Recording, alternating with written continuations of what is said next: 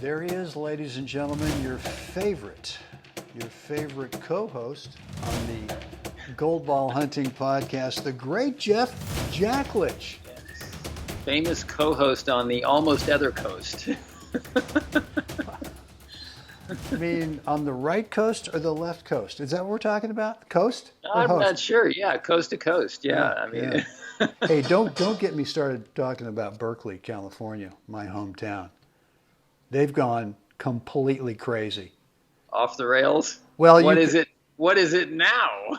Well, I don't think you're. I think it's them. I think it's the city council that no longer can refer to the type manhole covers. Well, manhole covers, but the great white shark, because white. So you have to. They're calling the great white shark something different. I don't know why we're not. I mean, Berkeley's not literally on. Not in. Sorry. Well, and it's rather cool. So good. No, well, what's even better is it's the big fish with teeth. Or. Oh my God. I haven't seen these signs for a while, but it used to be that when you drove into the city limits of Berkeley, there was a sign that said, "Welcome to Berkeley, a nuclear-free zone."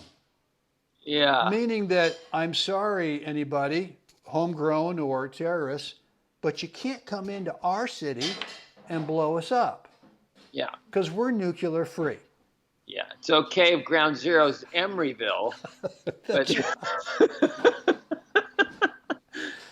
anyway, I don't know. I mean, look, I'm just there's a good rant. Born and raised in Berkeley. Look, I had great childhood growing up there, and there's some great history with Berkeley with all the stuff, and Mario Savio and all the free speech movement, all that stuff. Yeah, I love it. But they've gone a little bit too far, I think, with the great white shark. It's just. And I could be wrong. Maybe that's some other. Yeah, I've got place, so many different names running through my head right now, and I can't say any of them. Okay. All right. So why don't we get this episode started? Guys, thanks for hanging out with us today. I'm assuming you dropped in to listen to try to get a little nugget or two on tennis. Yeah, we're getting there. Getting there. And I promise that we'll get there. I'm not going to even mention the free coaching call. We'll do that at the end, because I think we've totally discredited ourselves. Anyway, how to find us.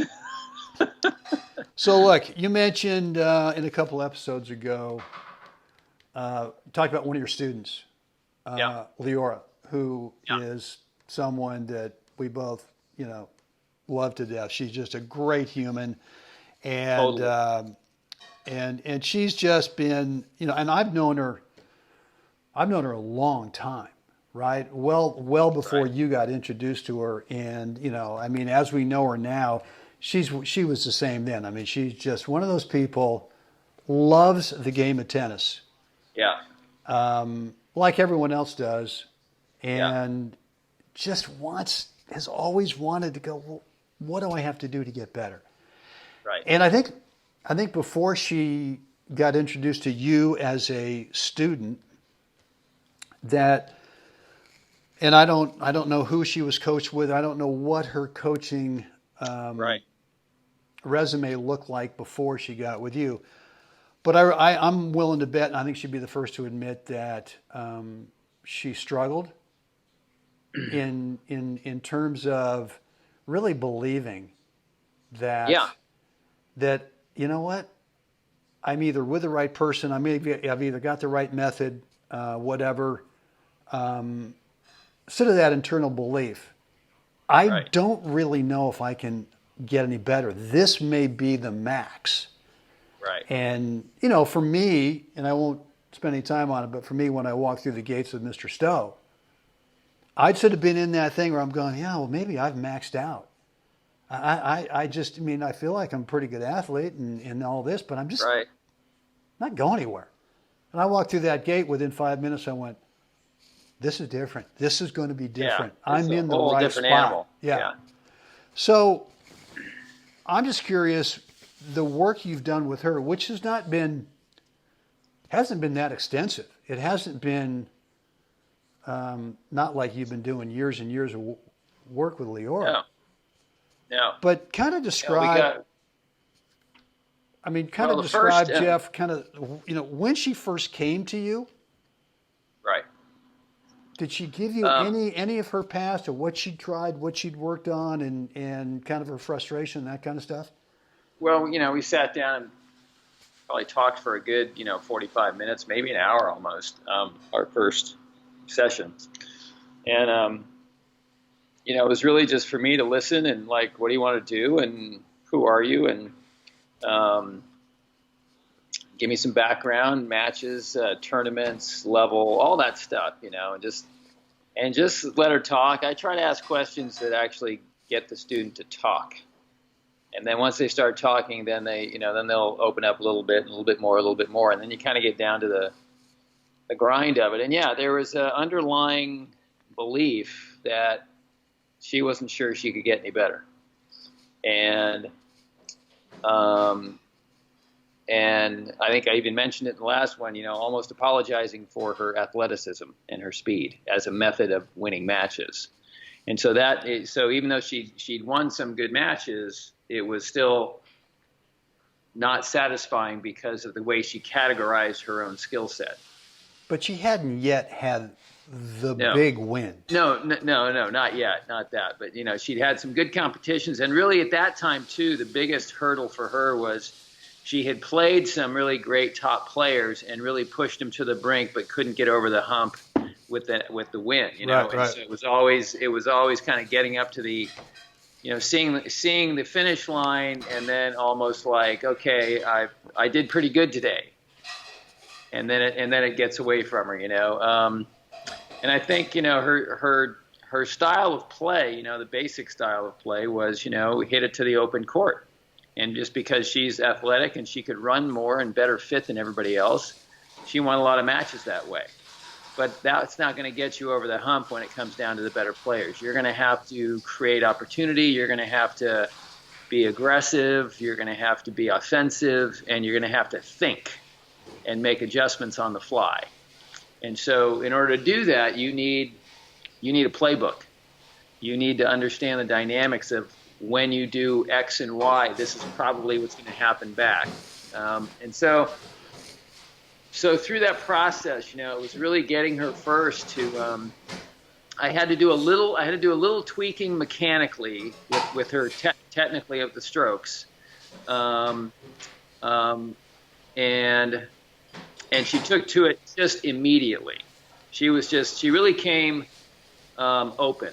Her mind, she was really open to something. I think at that time you might even say she wasn't sure she could get better, but she's maybe almost desperate, like knowing that she could, but not sure she could, and I don't know, but almost like I'll try anything.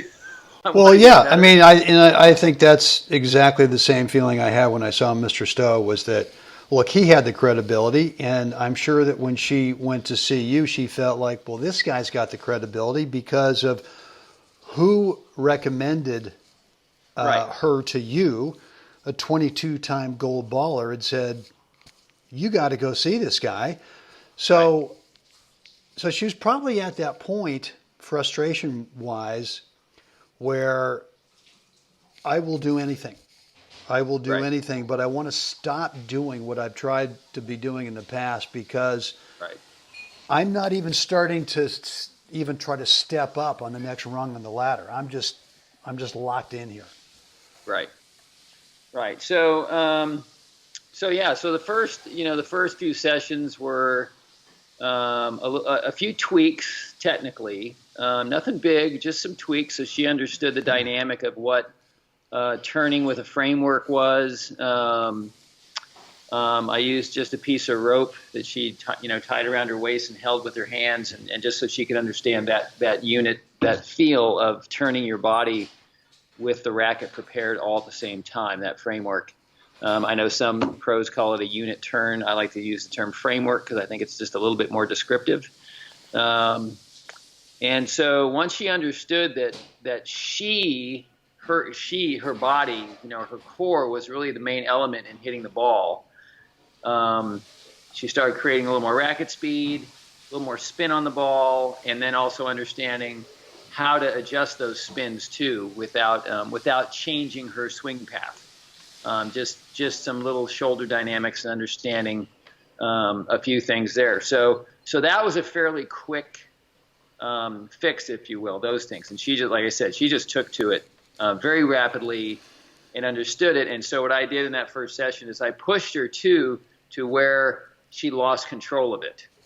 And I said, okay, now find it again. I made her go back down the scale, like, you got 0 to 100%. She was able to push probably about 70% that first session, and then a little bit harder. It starts to get away from her a little bit. So now it's just been a slow, steady increase in being able to have control over the ball without and increase the pace and do those things without actually losing control of the ball.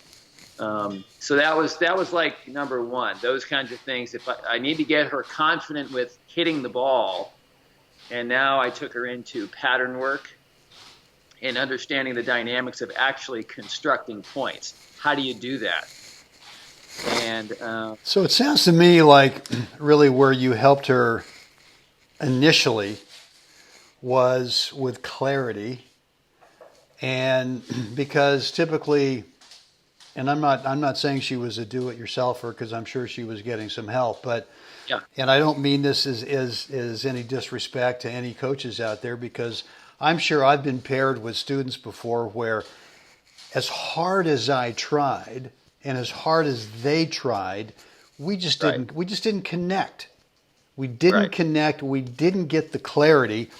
And so it was confusing, right? And a confused mind says, no. Says no. Yeah. Yeah. So, to me, it sounds like and all this is leading to this big win that she had recently, and I think that's where her new belief is now, and what we're talking about here, Jeff, is kind of building belief, right?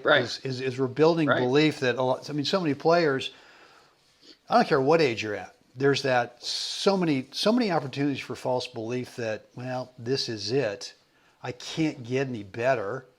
And so, in her case, I think where you initially helped her is with just clearing out all the clutter and all of the stuff and getting back to a real clear picture of here's what we're working on, here's the reason we're working on it. Right. And, this is the why, this is the what, this is the why. Right. And to me, it's kind of like, because if you do this, then this is going to be the result.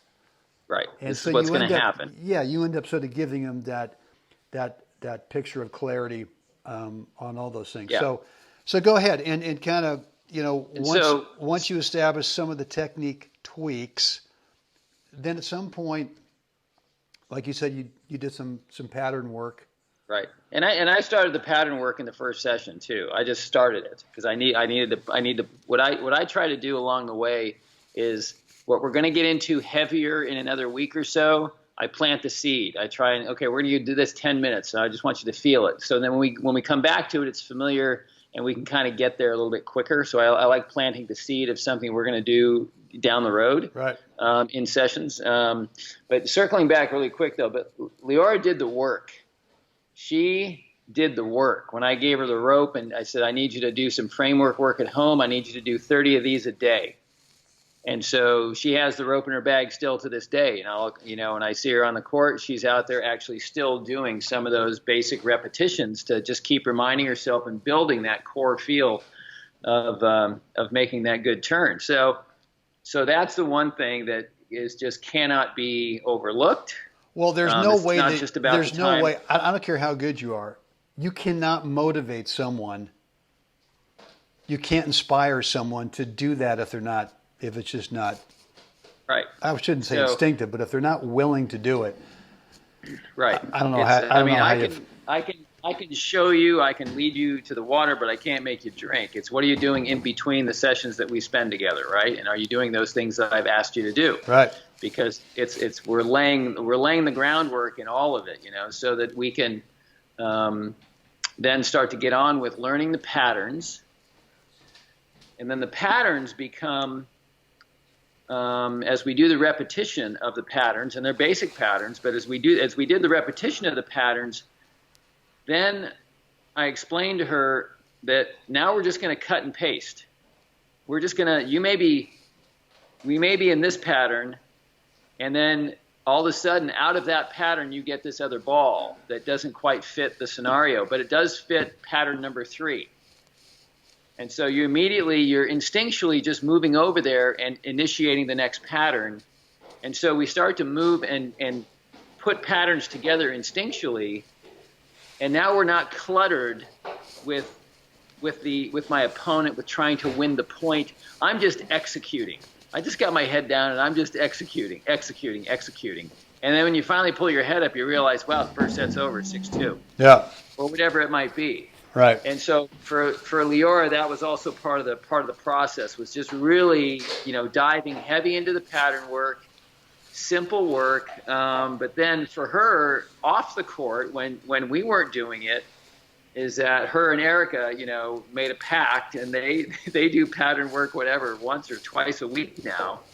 And they spend a couple hours on the court together, and I taught them how to hand feed to each other and do that so they can cross train and help each other with the work, And so it was just this building process, and then along the way, occasionally I had to get in there and just stop what I was doing and call her to the net and go, okay, guess what?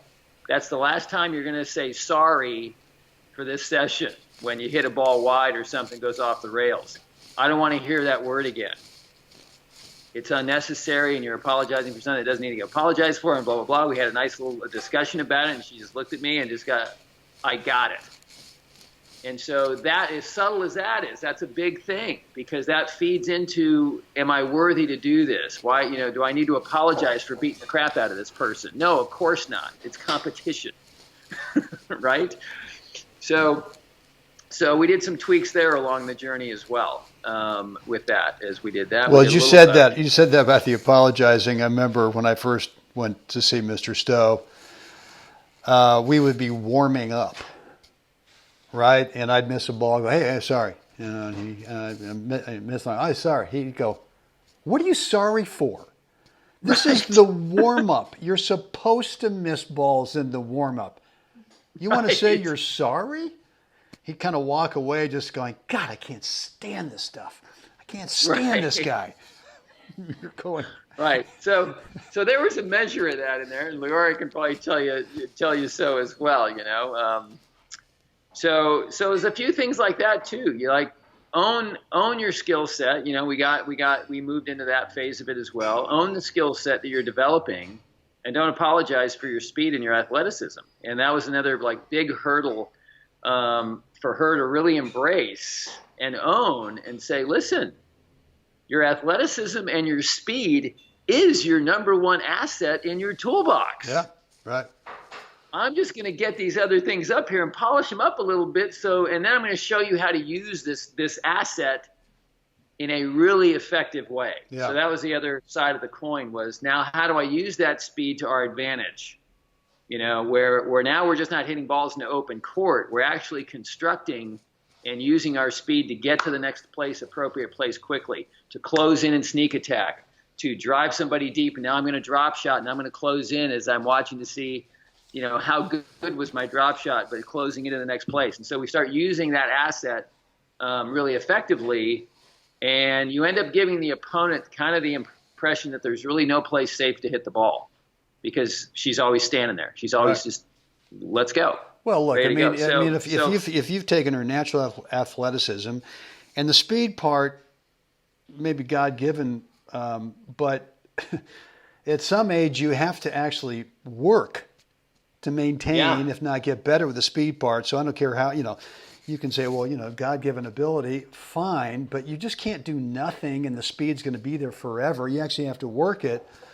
Right. And I can kind of see where she would not make excuses, but kind of apologize for, well, I've just sort of been given this thing, and maybe I really don't Right. deserve it, and that kind of thing, and so which are all gets in the way. Those voices get in the way of building belief that I can actually get better. I can actually become a better tennis player. Right. And so, how would you describe where she was in terms of self-belief before she got to you, and where she is now? And we know that where she is now is just the beginning.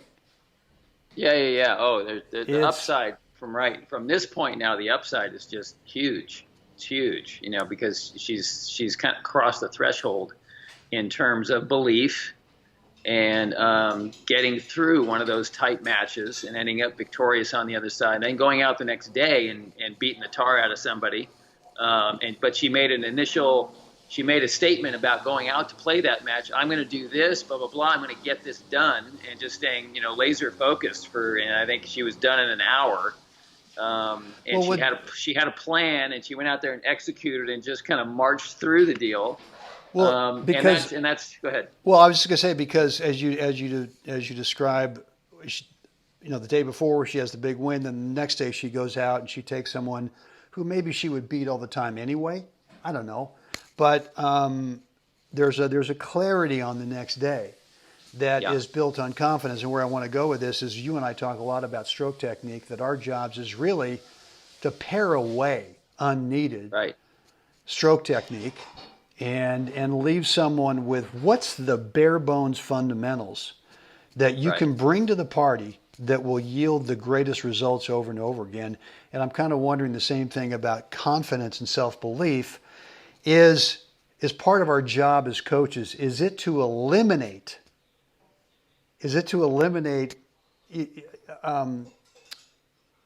self-limiting beliefs, as opposed to, well, okay, you got all this stuff, so I got to add something on. I got to add another Right. layer on, as opposed to, no, your belief system is fine. If we take this and take that and get rid of those, you're going to be left with what you Right. need to have to be able to be a good Right.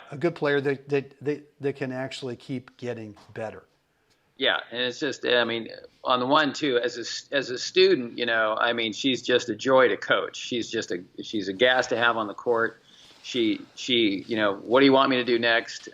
She asked intelligent questions, and it's a pleasure to be on the court with her, because she wants to be better, and she also does then the work in between our sessions. So, when I get back to California at the end of September, I'm looking forward to we didn't quite get to it. We had just started to dabble with it. So we're going to get in there and we're going to tweak her volleys a little bit. And that's going to be the next, Leora, listen up. 2020 will be the year that we add the volley to what you do now. Even though you've got good hands and all that, we're going to get in there and do some work, and we're going to weaponize you. Ooh, weaponize you. Like it. Good. All right. Well, listen, guys, I hope you connected with today's episode, and I think the whole purpose of me asking Jeff to share this story about one of his students is to help you kind of have that belief that if you feel stuck, and there's a whole lot of reasons we tell ourselves, well, we're too old, I can't move anymore, I can't do this, blah blah blah blah, I don't have the time. Right. You know what? It's just limiting. It's just limiting beliefs that we want to help you pare out.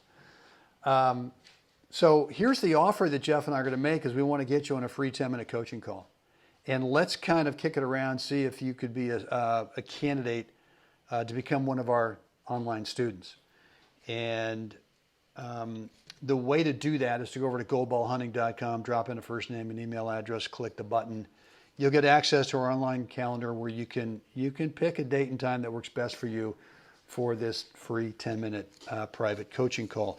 If you're already on our email list, somewhere in any email that you receive from us, there's a link that will take you to that online calendar, and we'd love to get on the phone with you and see if it's a good fit for both of us. Guys, on that, Jeff, what do we want the fine folks to do? Like us, share us, please subscribe. Let us know what you think down below. And if you are on iTunes listening to this, we would love for you to rate and review our podcast. It really helps us with our reach in terms of iTunes search, finding more tennis players out there. Guys, get out there today. Help somebody else have a spectacular day. Jeff, I know we're going to do this again tomorrow. Can't wait. Well, all right.